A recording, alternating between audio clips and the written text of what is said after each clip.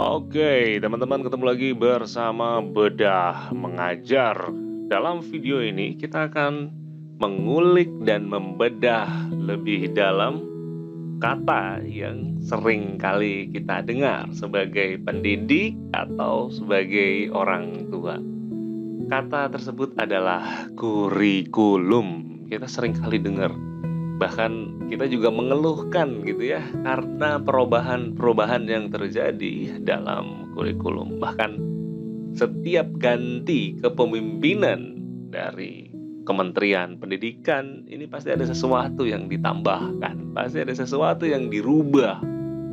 Kita jarang sekali itu melihat sebuah kesinambungan, betul ya? Kita jarang ngelihat itu, tapi kita ngelihatnya adalah semua tuh berubah. Dari mulai basicnya dirubah, wah segala macam. Sampai sekarang ya, kurikulum Merdeka Belajar. Dengan episode-episode yang sekarang mungkin teman-teman sempat perhatikan atau mungkin nggak tahu udah sampai episode berapa sih? Sekarang udah sampai episode dari 1 sampai 22 gitu ya. Jadi nggak kalah kayak drama Korea nih. Jadi kita lanjut ya teman-teman tentang kurikulum ini asal dari mana. Nah ini berasal dari bahasa Latin. Bahasa Latin di abad pertengahan yang biasa dan lazim digunakan di sekolah-sekolah gereja. Pada saat itu kurikulum ini lebih kepada mata uang ilmiah atau scientific coinage gitu ya. Atau di dalam bahasa dalam arti scientific coinage ini adalah program studi. Nah, kenapa dari bahasa Latin di abad pertengahan dan kenapa bermulanya dari sekolah-sekolah gereja? Karena dari abad pertengahan itu kita tahu bahwa sekolah atau pendidikan atau knowledge ya, ilmu pengetahuan itu dimonopoli hanya untuk orang-orang dengan strata atau status sosial yang tinggi. Artinya mereka harus bagian dari bangsawan atau aristokrat. Ya, orang-orang yang punya pengaruh, para tuan-tuan tanah itu. Nah, itulah yang bisa mengakses knowledge. Mereka bisa belajar. Nah, sementara orang-orang yang di luar mereka yaitu hanya jadi pekerja, menjadi pelayan-pelayan mereka. Gitu ya. Nah, kemudian barulah di awal-awal abad pertengahan itu mulai ada pendidikan secara gratis untuk semua kalangan.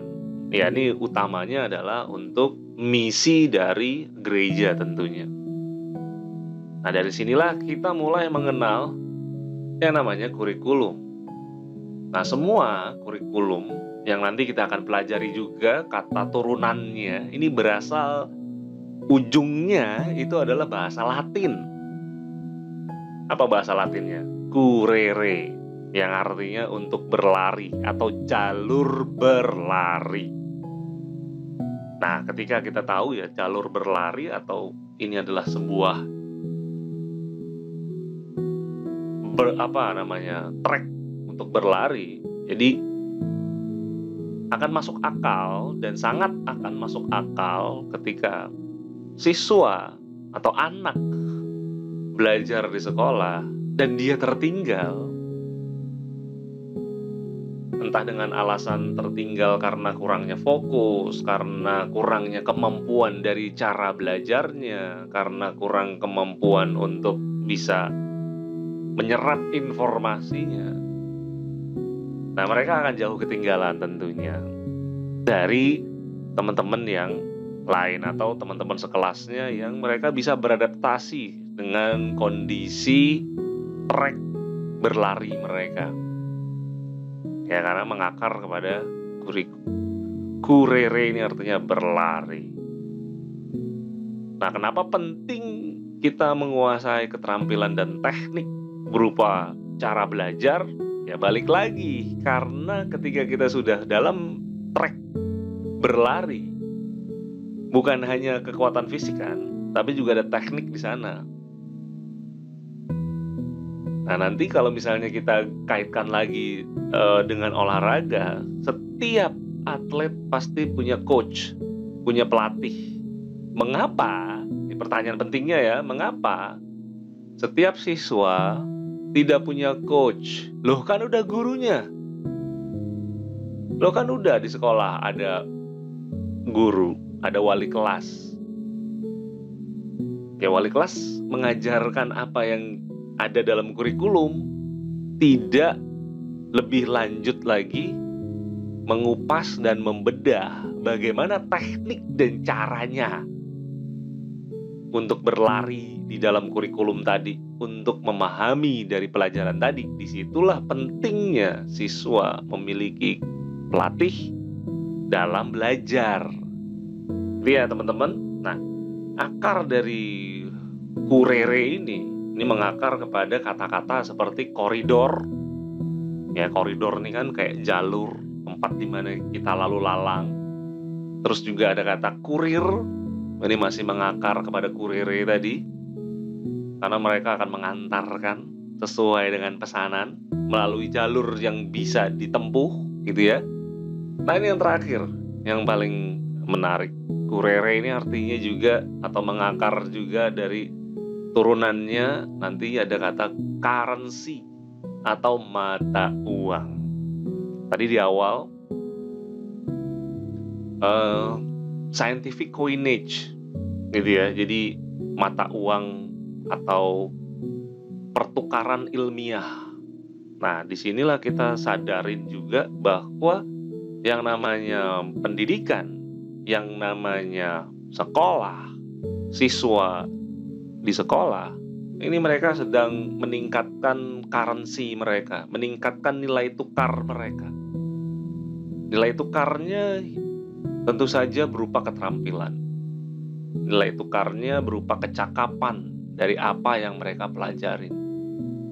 Nah, di sini juga nanti kita akan mengarah kepada kurikulum vitae, ringkasan jalur hidup mereka, ringkasan jalur pendidikan, yang tujuannya adalah untuk melamar pekerjaan, dan itu yang menjadi syarat, gitu kan, dari seseorang untuk bisa diterima di sebuah perusahaan atau sebuah lembaga, karena akan dilihat dari kurikulum vitae-nya, ringkasan jalur pendidikan, jalur hidup.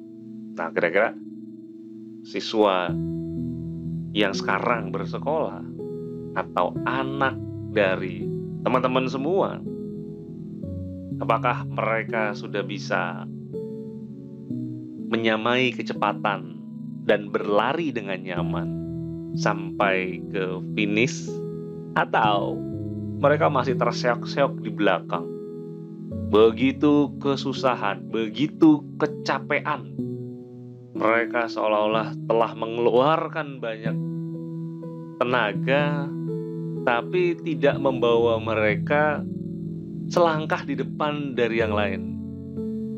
Ini kan yang menjadi ketakutan kita sebagai orang tua ataupun sebagai guru, karena akan berpengaruh besar, terutama sekali kepada kehidupan siswa atau anak. Nah, makanya kenapa penting sekali kita untuk membekalin mereka. Bagaimana caranya nih agar supaya mereka bisa berlari dengan nyaman, berlari lebih cepat, punya akselerasi, punya percepatan. Kita akan bahas percepatan di video berikutnya, teman-teman. Terima kasih. Sampai jumpa lagi bersama Bedah Mengajar.